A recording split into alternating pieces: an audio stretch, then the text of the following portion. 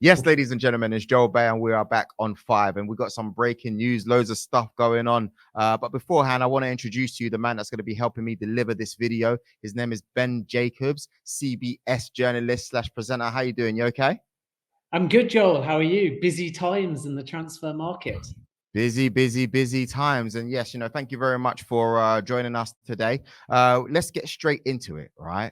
Christian Eriksen signing for Man United. What's funny is I thought this was like dead last week. I heard that, either he wasn't interested or United weren't interested. It looked as if they'd moved on, but out of nowhere, a verbal agreement has been agreed. So can you tell us a little bit more about it, please? So I think the reports that Eriksen had rejected Manchester United were wide of the mark. That was never my understanding. But Eriksen wanted to bide his time because half the Premier League seemingly were interested in him. And the one club that didn't, ironically, make an offer was probably the team that Eriksen would have joined had they done so, and that's Tottenham Hotspur. So Manchester United and Brentford were always the front runners. Brentford because he'd already played for them and has a great relationship with Thomas Frank and also has enjoyed living in London, and Manchester United because it's a lucrative and ambitious offer.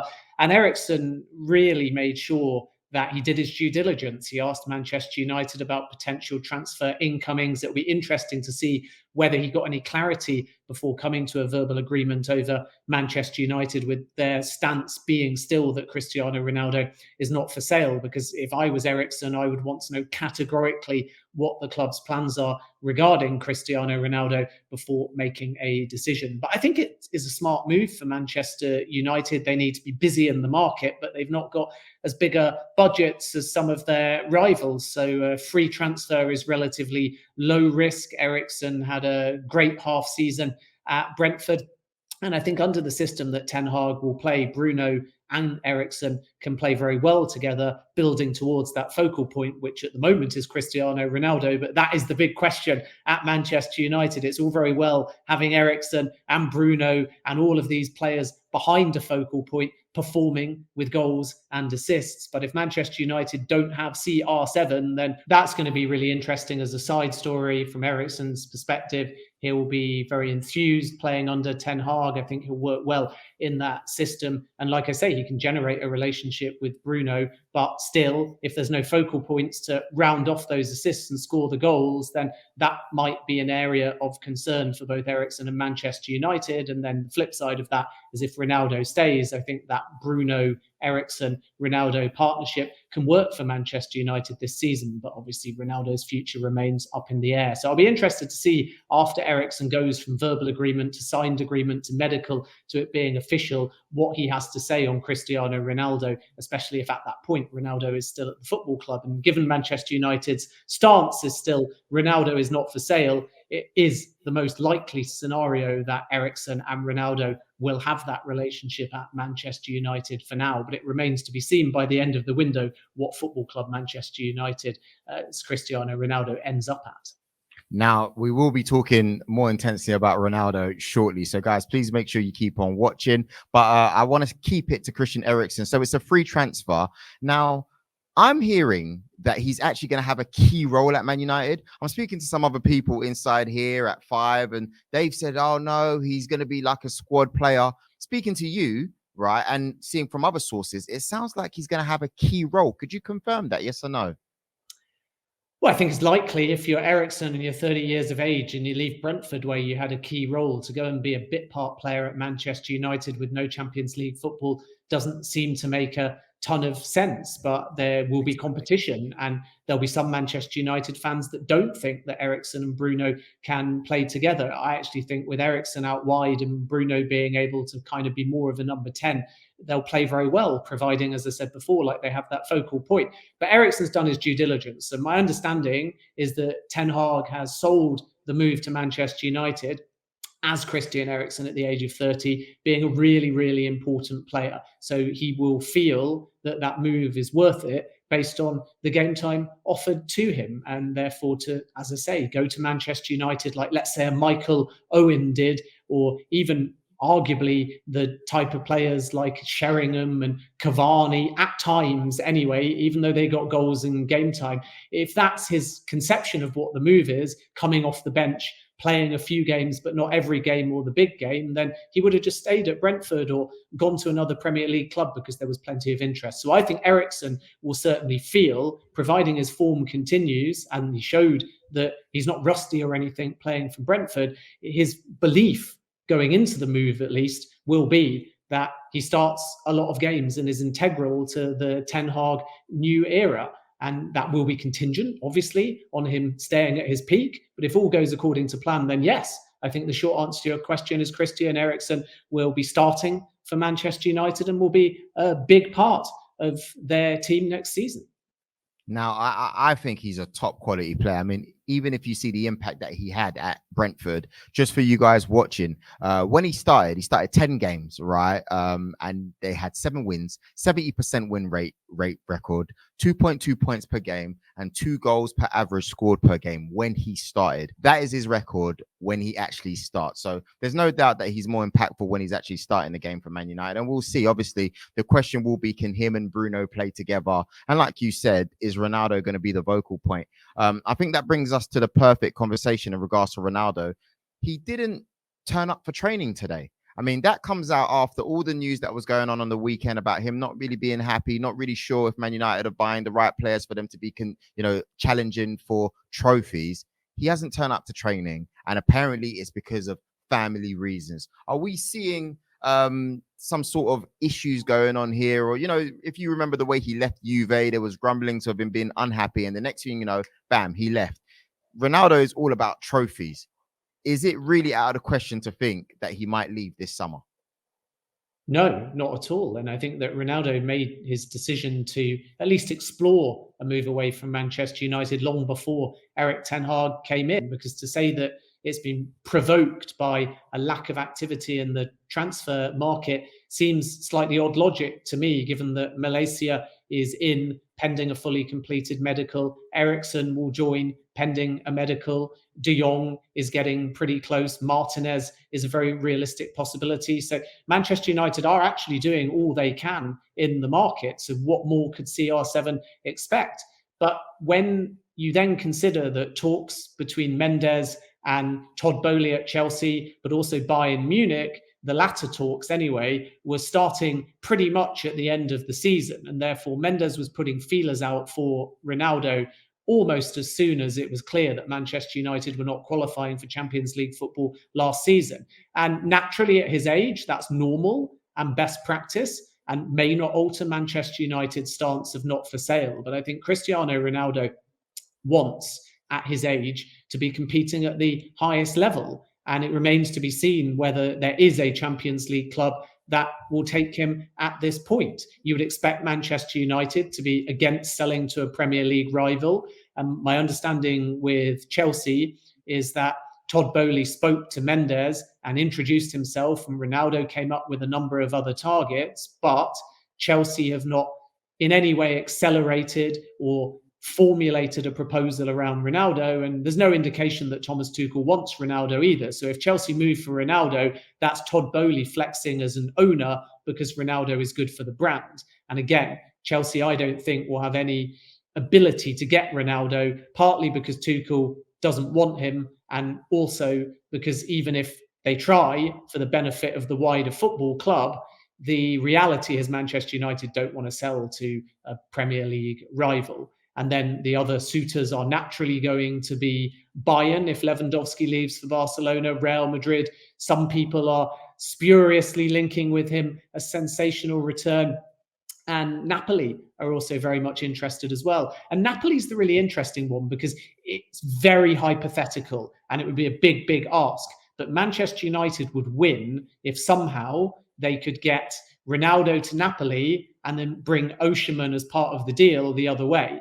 Victor Osimhen, red hot form, high demand, may not even be sold, price tag of something like 80 million. So it's kind of hypothetical and speculative to raise it. But if somehow United could get him to Napoli and Osimhen the other way, they would win out of this saga. Whereas losing Ronaldo in any other scenario is not good for Manchester United Football Club in the short term because of the goals that they lose. But in the long term, they need a solution. And Ten Hag wants a new era. Ronaldo is 37, and Thierry Henry on CBS said Ronaldo is United's poison and medicine. And I think that is the best way of putting it. So it's very interesting. And I think the last thing I would say on this, Joel, is just we have to be very careful when assessing what's happened in the last 12 hours or so, because we know that Ronaldo's had a difficult few months due to the loss of a child. So when he says family reasons, we should be respectful of the fact that there could be family reasons. We shouldn't just jump to a natural conclusion that it's all a tactic around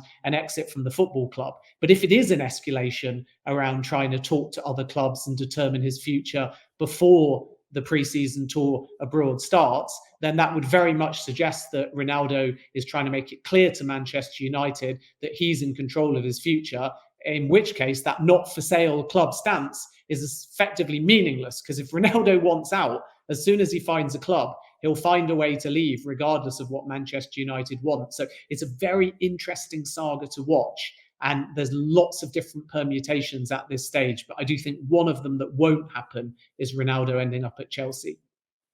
Wow, that would be interesting to see. And you know what? I think it's important for him to, if he does go, to leave the right way, because he's got a big legacy with the fans over at Man United. And I don't know, it would just be a little bit of a bitter feeling, especially the way he came back last summer, you know. But he's CR7, he can do what he likes. I want to move it on to De Jong.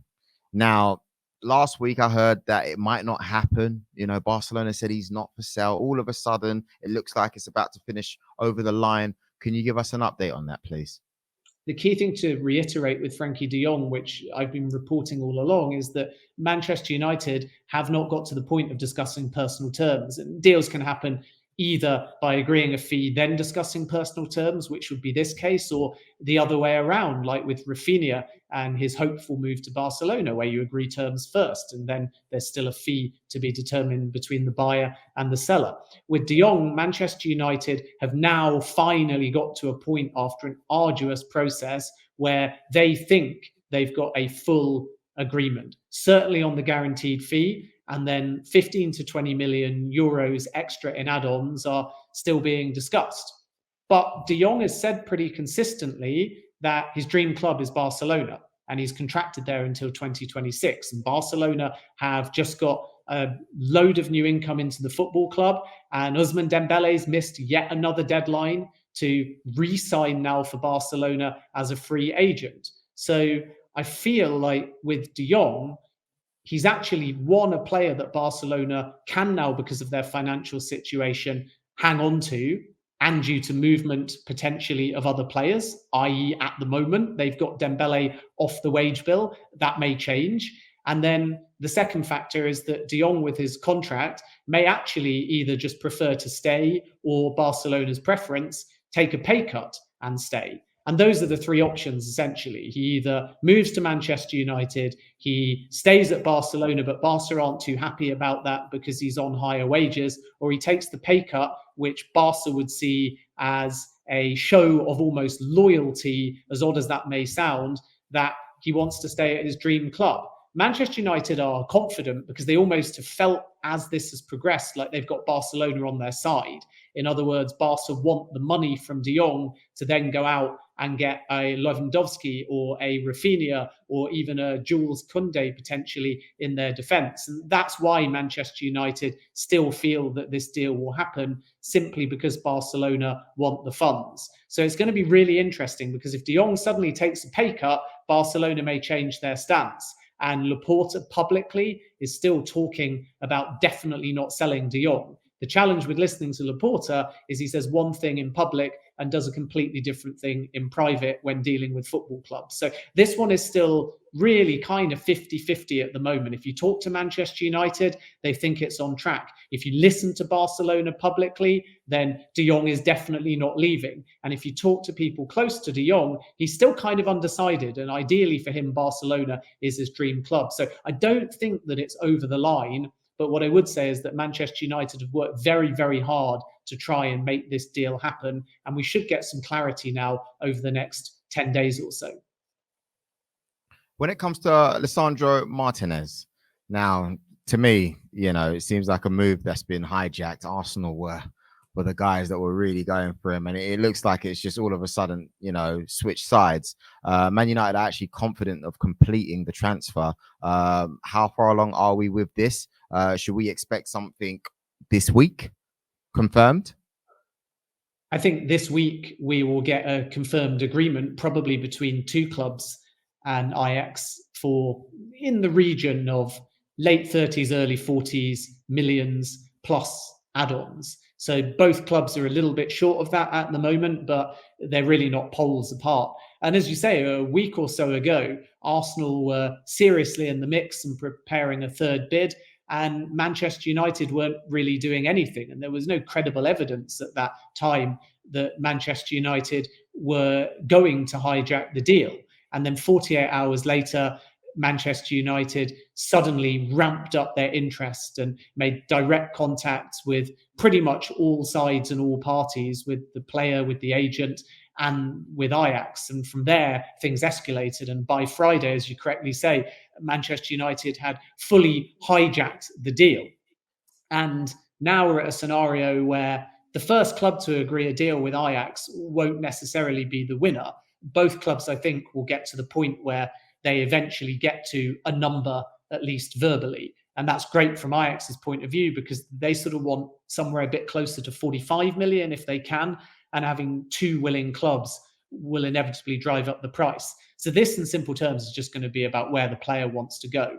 And the feeling naturally is playing under Ten Hag will be the preference. And it is accurate that Martinez really enjoyed his previous spell with Ten Hag. But it is also correct, because Arsenal got a jump on the deal, that Martinez was sold by Arteta too. And one thing that I'm noticing this window, the same with Gabriel Jesus as well, is that Arteta is really ramping up his hands-on nature in a pitch for a transfer. He's having a lot more direct conversations than I remember from previous windows, and he's selling the football club alongside Edu rather than only letting Edu take the lead. So Martinez likes Arsenal as well, and he interrupted his holiday to essentially say to Ajax that he wants to move to the Premier League. He didn't say Manchester United specifically.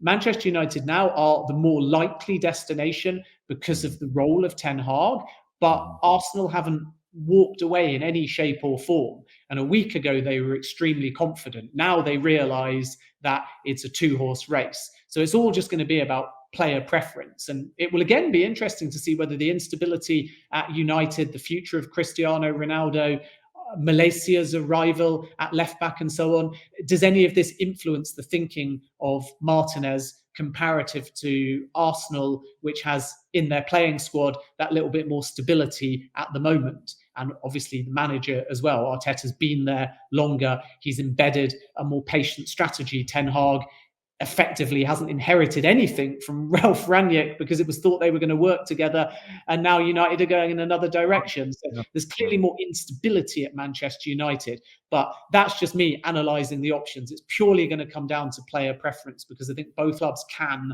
and will reach a agreement financially with Ajax. Now, Ben, this is just me thinking ahead. If Martinez does come through, does the arrival of the Argentinian, does it push away the likes of Maguire? Because, I mean, you can only have two, right? And you just bought Varane last season.